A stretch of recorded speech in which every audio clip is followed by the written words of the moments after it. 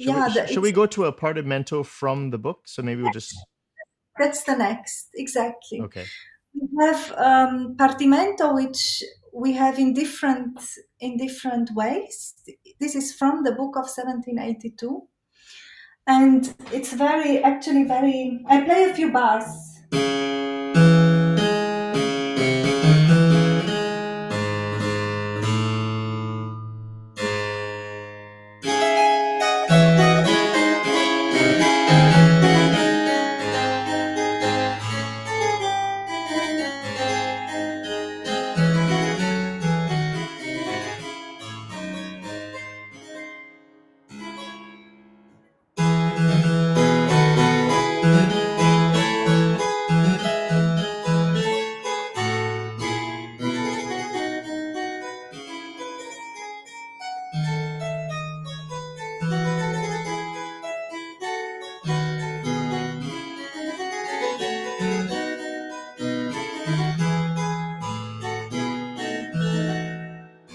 Now comes the Romanesca.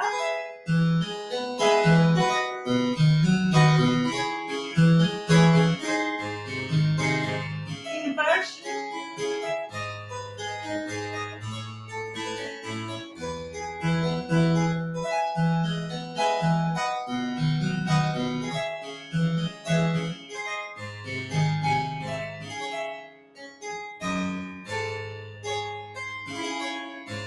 And so on. So fantastic. We see kind of dialogue between a bass line which is moved, a bit more moved, and a bass line which is static and takes over ideas from the previous. When you see in the second bar, for example, you have this movement of eights. You can take it in the bars where the bass is static and invert it. Right. What I want to say is that the regole are very demanding.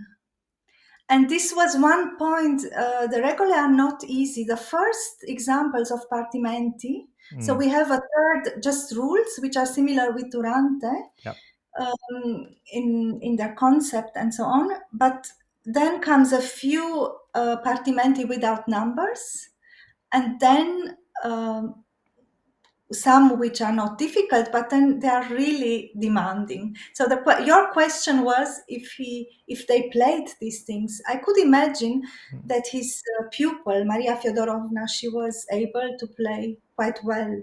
I don't know how many, because, for example, he composed a concerto in C major for a lady in waiting, and that's completely a different level. And if we look at the raccolta and partenza, there are many pieces which are very simple. So my point, and the most important point, is the question, what happens in this gap? We have simple music, which is accessible to people who have no education, no possibility, or who have not the skills to play difficult music. Right. They still can play it.